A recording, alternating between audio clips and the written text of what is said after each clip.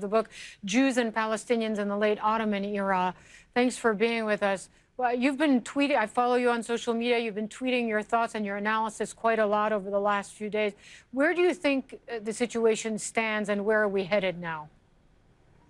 Well, the situation is very bleak, and I think we need to look beyond the Hamas-Israel debacle right now, which is very serious in itself. I think Hamas, first of all, really caught Israel off guard, and by placing their citizens in shelters for over 3 days. And of course, Israel bombardments are quite worrying. It's a humanitarian crisis in Gaza. But if we look at right in the heart of Israel, between these, the street fights and these communal centers, that is quite worrying.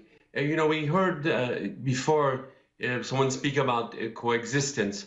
Well, most of these inner cities that are mixed, the mixed cities, they're failed state projects, and there's not really, when we look at equality, I mean, that's what we're getting at. First, let me say that this would not have happened had the Israeli police not used such excessive force, first in Sheikh Jarrah, then at the Damascus Gate when they closed it, right at Ramadan, and then in the Al-Aqsa Mosque. And let me tell you what hurt most, perhaps, for Israeli citizens of the state. Remember, 20% of Israelis are Palestinian citizens of the state. When they went to go pray at Al-Aqsa, they were stopped in their tracks. Their buses were stopped in the middle of the road, and they were forced to walk by foot to Al-Aqsa.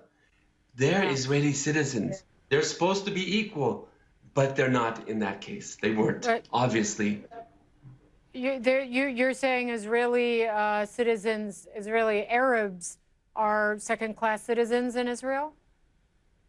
Well, first of all, by the nation-state law, we see just 2 years ago they passed or 3 years ago, the nation-state law, which demoted them as officially a form of second-class citizenship. Now we have to look at the Israeli Arabs, or what they prefer to be called the Palestinian citizens of the state. Certainly they have most all the rights, and certainly they flourished as a community. Just right now during the coronavirus outbreak, there was a sense of unity between Palestinians and Jews, that because there are so many Palestinian doctors and nurses helping other Jewish people. People work together, but they don't live together.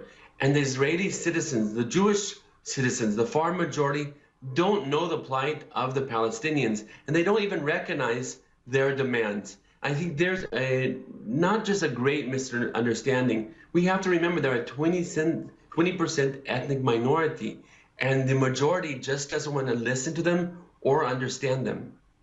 What needs to happen now, and do you blame the leadership? Do you point the finger of blame at the Prime Minister, Benjamin Netanyahu, who's just been unable to form a government, who, if he loses his premiership, will be going through tremendous legal problems, as